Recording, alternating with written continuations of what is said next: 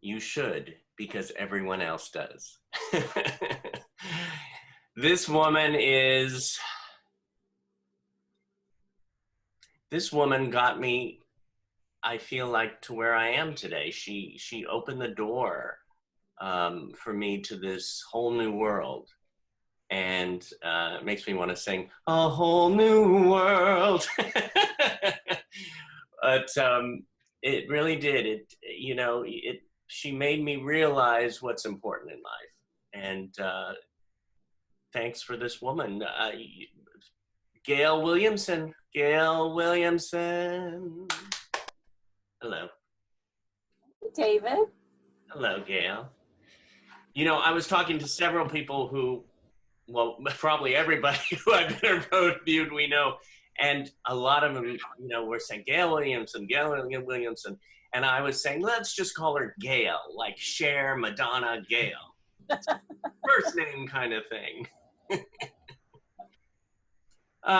So 20 years. I've known you like 20 years? Probably a little longer, I would think. But yeah, I mean, I've been doing this for 30. Right. And I'm not sure you were, that would have made Blair like 21 if it was 20 years. And I'm sure you met him before he was an adult. I think you met him like 17 or 18, didn't you? Right. Well, I went to Mary Ring's Born to Act Players. God, I think 1996. Okay. 95. So that's probably around when I met you. So it has been more than 20 years. Yeah. So Blair would have been a teenager. That's about what I remember. Now, when did you start working for the Media Access Office? I started volunteering in about 1992. Blair had his first commercial in 1991, right. And I couldn't find an agent that wanted to represent a child with Down syndrome. And he did such a good job, and he had so much fun, and I saw that this was, something I could do for him. And so I found the Media Access Office. I was looking for agent representation, and no one was interested. And when I got to the Media Access Office, and I thought this was the place, they're looking for actors with disabilities to get them in television and film. This will be the right place. And they said, oh, we're part of the Employment Development Department, and we work with adults, so we're working with 18 and older. So I said, okay, can I volunteer and develop a children's division? They said, sure, go on ahead. And so that's what I did. And at the time, I was a decorative painter. And I remember one day being on 3 levels of scaffold in an entry, painting clouds on the ceiling of this house. And I had a cell phone the size of a shoebox that I was on, getting kids to go on an audition, little girls in wheelchairs to go on an audition. Yeah. So that's how long ago I started volunteering and doing it. Wow. But, it was interesting yesterday when I was talking to you, and even before BLAIR, you have been connected to the community in some way. Yeah, I had an interesting introduction to disability.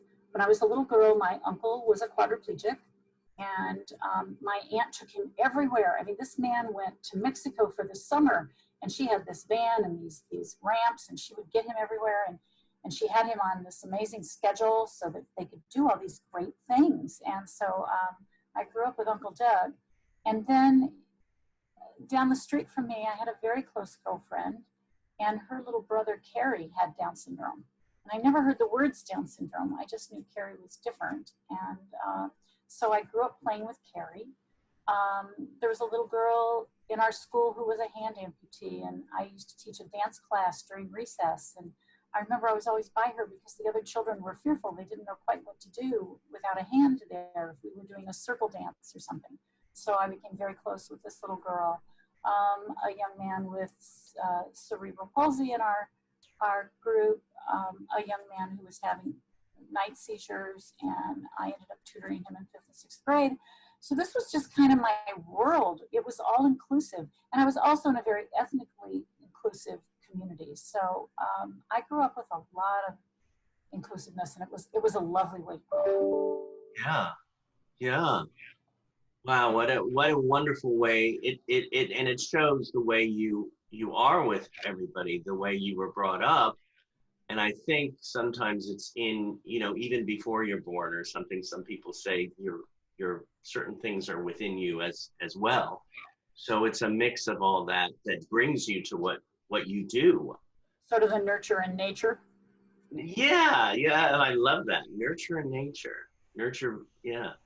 And you know, I don't know if I've ever seen you not giving up your time and working for the betterment of the community. Oh, come on, you've heard me go, oh, David, that's going to give me so much work. I think I said it to you today. So, Well, yes, and then you went, oh, yeah. make this happen, yeah. But I think that's human. That, you know, it's sort of, I do it too. I like go, okay.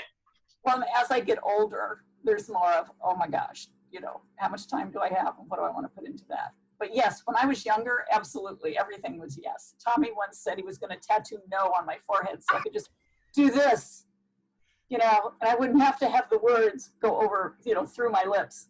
Oh So, yeah, I'm pretty much, yeah, let's make it happen kind of person. You see, I pictured you with one of those pictures, the no hate, you know. Yeah.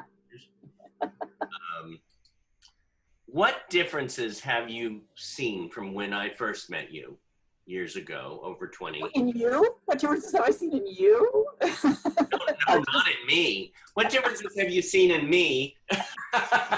This is all about me, Gail. Now, what differences have you seen in the community, the advancements toward a more accessible and balanced life for people with disabilities in the entertainment industry, from 20 years ago to now? Okay. Well, even before 20, let's talk even back, you know, 30 years ago. I think I was mentioning to you the other day that in 1991, all the pilots not the pilots, but the shows that got picked up, one series had one person of color in it, if I recall correctly. Now, the number of series we have nowadays, you know, there were 4 channels, and of these 4 channels and how many new series they had, there was one person of color. And it was a very male, white dominated world on TV and film. There were of course other people, but not very much. And at this point, the Grand Coalition was put together, which I think was headed up by the NAACP. This is all, you know, back 30 years ago, so I'm not right on everything maybe. But the NAACP put it together and invited the various entertainment ethnic groups to get together and decide what they would do to make sure this didn't happen again. And at the time, disability and I believe the LGBTQ community were not invited to the table. Just we weren't considered when they talked about diversity at that point. But what the Grand Coalition did that was very helpful is they established with all of the studios a vice president level in charge of diversity. And this was a wonderful thing. So when I started actually working with the Media Access Office in 92, probably about 94 by the time I really started working with them instead of just volunteering my time, one of my mandates was to get out there and get us included in these diversity programs at these studios.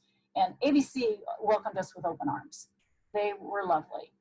CBS took a little longer, a little more persuasion, but it happened. And Fox and NBC came along. And so that's how we got added to the diversity programs is, you know, slowly, one by one, getting picked up and brought in. So that was one difference, was that, first of all, we weren't seen as a part of the diversity scene at all 30 years ago. We weren't even considered that.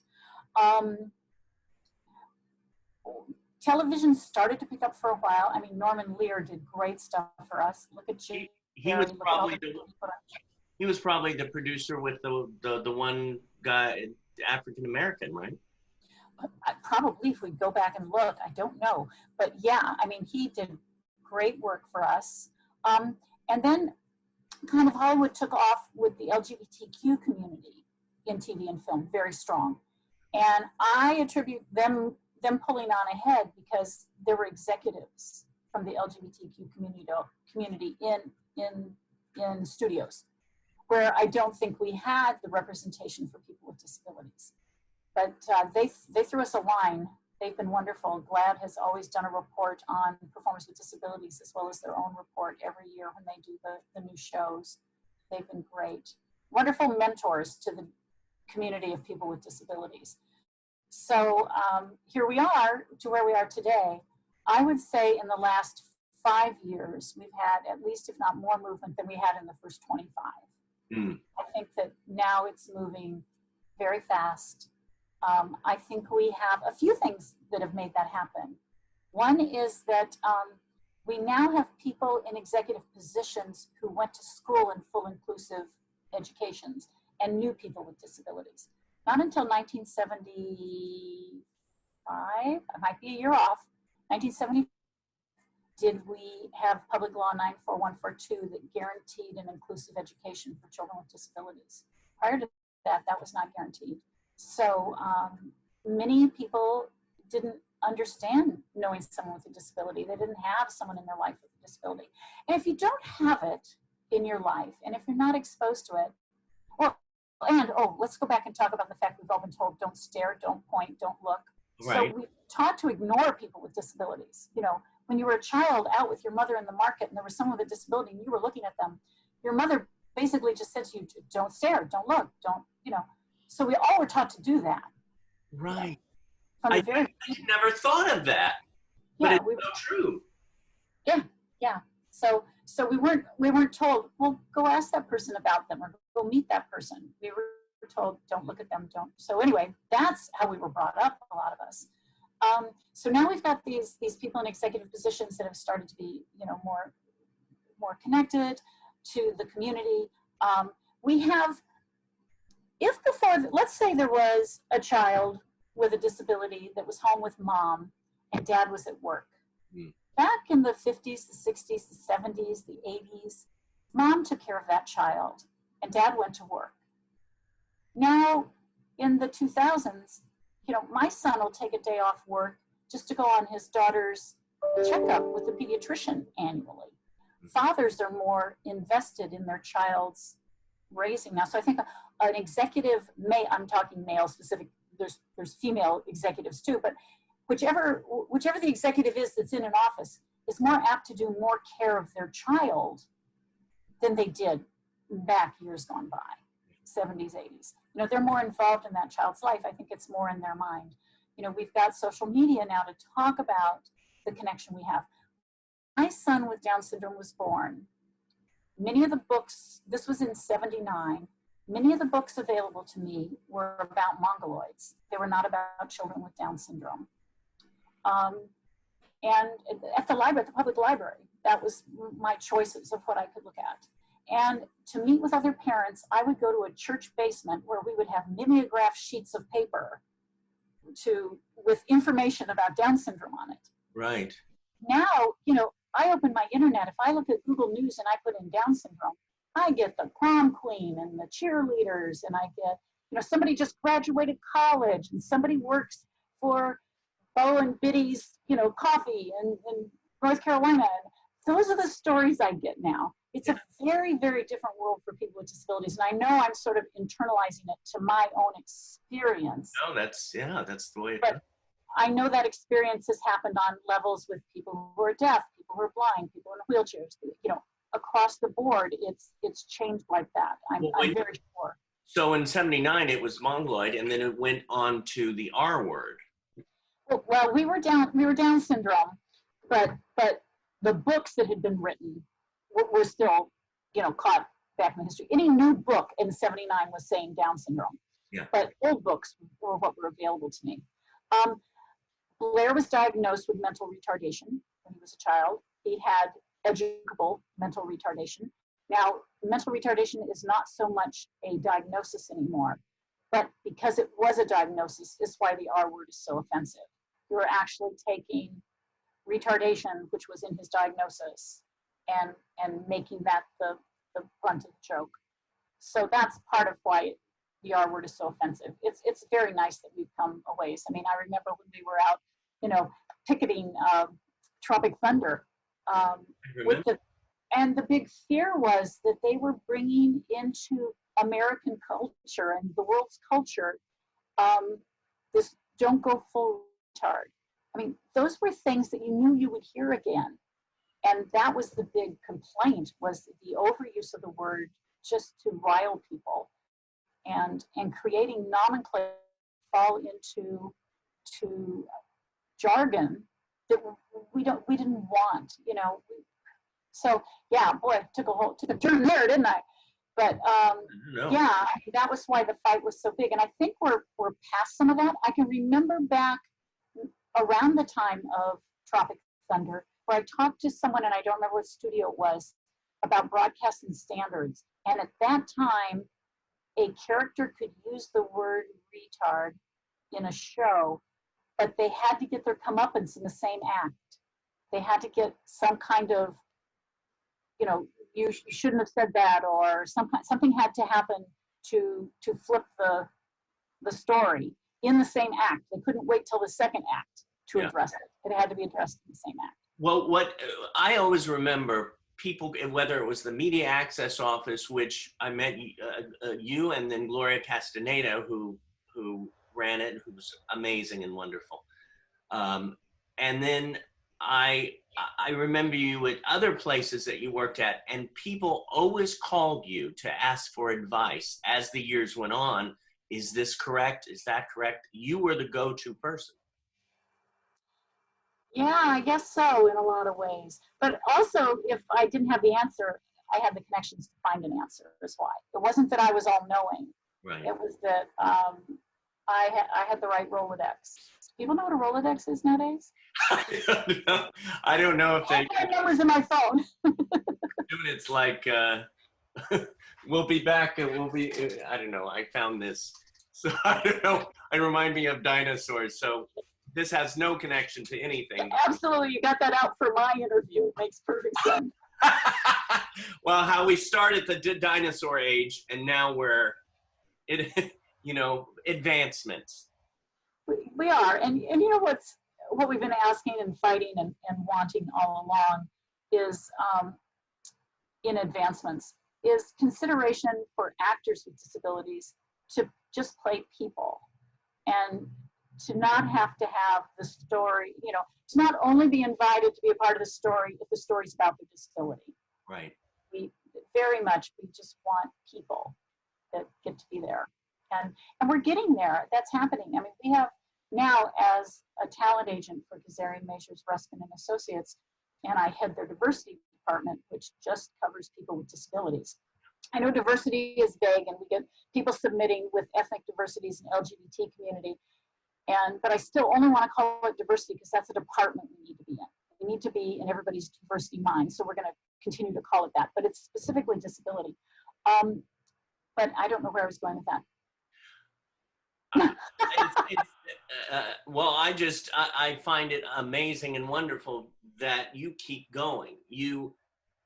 And it's taught me in a way too. You know, I started as an actor and I still like to act, but it's not my number one thing. I mean, when I walked into that Mary Ring's Born to Act Players, it opened up. And then I assisted with her at Media Access, and there's another door. And I realized that I really, you know, a lot of times we feel that we fight some stuff in life, like, no, I want this, not this, but this is, you're going with it. So what? It's organic, very organic. Yes, and I'm realizing actually in a way right now that I did go with it. I didn't fight as much with it. There were times, but I still love to act, I still will. I still love to produce, but my focus is on this extended family. And it gives me so much joy. I get so much joy turning on the TV and there's Cole Sebus or there's Jamie Brewer. I mean, it's like, you know, and they have turned into my favorite actors, my favorite performers. And, you know, of course I grew up loving Dustin Hoffman, and I still do, but this is authentic. What? Authentic. Yeah, authentic and wonderful actors and performers. You know, David, you won me over, and we've discussed this before, but I don't know if it's the moment, if I've told you it's the moment you won me over, but which you were easy to love. But do you remember when you did Annie Hall with Amy at Contact Players? Yes. And she has you come to save her from the spider. And as you come through the door to make your announcement that you have been, you know, chasing spiders all these years, Amy announces to everyone, oh, you guys, he's been killing spiders for 20 years. And the look on your face when your line was gone, and then when your recovery to get right back into it with her, it was like, this guy can do anything. Because he can handle someone who will never be an actor. We knew Amy wasn't going to be an actor, but this was a wonderful, important class for her. But you can make it something. You can make it the most entertaining scene of the night, because she went off and you went off. You just were David with her, you know? Well, and yeah, it was, you know, the script was out the window. So that's where the improv comes in. And it's like, it was like, get over here. We got to take care of the spiders or whatever it was. That was one of my favorite moments on stage. It's got to be a life-defining moment for you, because it defined what you could do with this community. Wow. Interesting. God, you're making me realize stuff as we're in this moment. I'm like, take a breath, David. Take your next breath. I've got to do that too. I've got to finish that film. What is your dream in life? Actually, before that, what do you want for your next breath? You know, it's really interesting, because in a lot of ways, we've gotten there. There's more to do. There's plenty of work to do, and a lot of people need to come behind us and do it. But as I'm getting to an age where I'm thinking about my retirement, and I'm realizing that if there's a group gathering and I can't get there to have my voice heard, I can take that breath, because there are so many voices now. There's so many people that have come to the table, and it's important to have every single one of them. I'm so excited that we have this large group of, there's the Performing Arts Studio West and the Contact Players, and I'm going to miss someone if I name them all, but you know, Easter Seals and Respectability and what's Terry's program, Lights, Camera, Access, you know, all these different media access awards.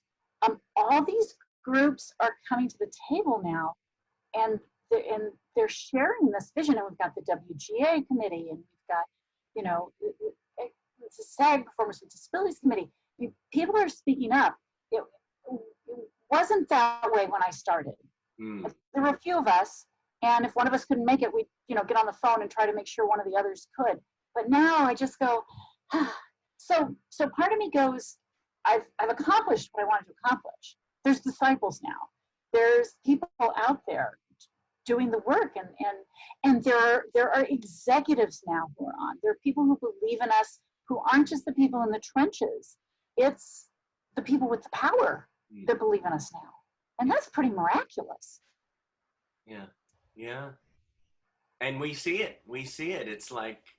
It's like popcorn in a way of the certain roles that are starting to come out, and they just like, it's a forest of fruit. And if that makes sense, it's like, here is something to make us all grow. Because as I say, and I've said this many times, we're all on this one little blue marble, you know, might as well work together.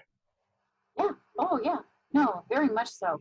I mean, and you know, here we are in the middle of this virus, you know, doing this interview, and look how cool it is that you've developed this and you're doing all these interviews at this time.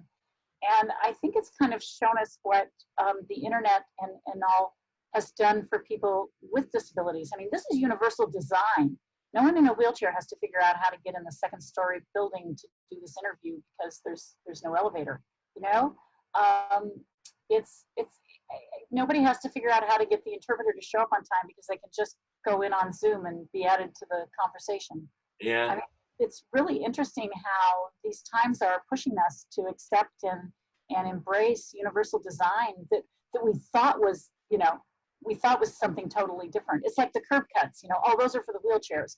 Well, how many women with strollers and how men with strollers, how many people with strollers, how many business people with their rolling briefcases, how many of us with luggage appreciate those curb cuts? You know, it became universal design, and I think that's what we're seeing now for our community. Well, I was telling Mary too, that, you know, Mary Rings. Yeah. I was telling her that people for years have been saying, can you put Meet the Biz online? Can you do, you know? And I went, yeah. And I just never got to it. Well, this, thank God, thank God John Paces said, we're going online with Performing Arts Studio West. And he pushed, and the circumstances pushed me to do this. And at first I was going to do just acting classes, and it was like, when I do acting classes, I really like, I was okay, try that again. Okay, I like the clay. Well, at first we were just doing the interviews, or at first we were just doing classes to the camera. So I was thinking, well, wait a minute, I do Meet the Biz. So it happened finally. Well, I bet Mary had a few things to say about her being pushed into doing Zoom with Born to Act players. She was very resistant at first. Yes, she was talking about that. She just didn't want to do it, huh? It's like, yeah. No, how can I teach an acting? But it opens you up. You're giving a task, and then you go for it, and you find a way to do it, whatever it is in life. What's your biggest joy? My biggest joy? Oh, is to turn on the TV and see somebody I had nothing to do with casting that has a disability. Ah! That means it's happening broader than us. You know, my whole goal for my department is to make it go away, which sounds crazy. Yeah. But and my bosses know that. The whole goal is to make it so right for everyone to be fully included in every agency that you don't need a diversity department. You don't need somebody advocating for these clients, that they are going to get covered, and they're going to get covered fairly. They're not going to end up in an agency just pigeonholed as the person in a wheelchair. Because we're saying, hey, can that attorney be in a wheelchair? You know, we're not waiting for the disability roles to come along. For our talent that are SAG members and have good reels, we're going to push them for all those typical roles. And so, anyway, the biggest joy is seeing that it's happening. That other, you know, when someone says to me, oh, I saw a kid in the Target ad, is it yours? And I go, no. And they go, oh, and I go, that's so cool. Because that means somebody else reps a kid and put him on the Target ad. I'm thrilled. Because that's, you know, if I took everybody and we just kept them, you know, it would never happen. It needs to be full inclusion. Everybody needs to be represented. Everybody working. And that's why I love, you know, what I do with Meet the Biz is bringing inclusion films and actors for autism and Born to Act players and Performing Arts Studio West and all the different groups, as well as going out to the Gay and Lesbian Center. We did classes there, and at Screen Actors Guild and the Writers Guild, just going everywhere to have that inclusion. And we all, like you said, we all do our thing, and if we all work together, it's a great puzzle that's creating a beautiful picture right now, you know? Yeah. We just keep adding more puzzle pieces and growing it. So one last thing I wanted to talk about was BLAIR, because who? I know, Gail, BLAIR. Because beside, you know, opening the window and the door to two new worlds for me, you introduced me to this amazing so-called brother of mine, extended family, that you called me up, hey, you want to come on the set with us and coach and this and that, and it's just been again another okay, and such, it keeps me going. That's great. Well, you know, anytime I'm doing something like this, it's like, well, I sit here as Gail, just Gail, only because there's a BLAIR. I had a child with an extra chromosome, and for some reason that kid had an extra acting gene. I don't know where it came from, don't know how it got there, but he was a born actor, and we saw that very, very early on. Yeah. And he led me to this. Had I not, I often say, I followed my son's passion and stumbled on my destiny. Wow. I would not be here without him. Any of those accolades and awards and thank yous that I get, it all goes back to the fact that he came along, he had some sort of gift to be an actor, and he introduced me to a world that I would never know without him. You know, if he didn't have that chromosome, if he didn't have whatever it is that he has that makes him understand what a note means when you tell him to do it this way or that way, I wouldn't be here today. I wouldn't know you. You know, none of this would have happened. Wow. And how can that not be a great thing? How can that not be a great thing? It's a beautiful thing. It really is. So I, you know, owe a lot to him. I owe a lot to my entire family. I mean, my husband has put up with me loving this passion and pushing for it, and he's supported me through it. My other son has been there for us and you know, supported his brother and loved his brother through it. My nieces that all came to live with us supported BLAIR. I can't tell you how many times I was working and somebody had to be here and somebody had to be there, and some kid drove him across to Hollywood for me to meet him for his audition there. You know, he's kind of the glue in the family. Wow. Well, and the extended family as well. Exactly. He's brought all the people like you and stuck you right to us. I love it. Thank you, Gail Williamson. Thank you, David Zimmerman. It's David Zinderman. Zinderman, right. That's what BLAIR calls you.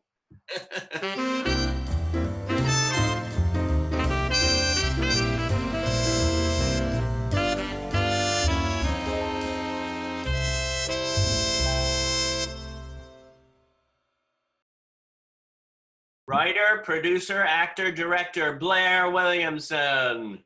Mm. There he is. Hey, look at that. What a beautiful portrait.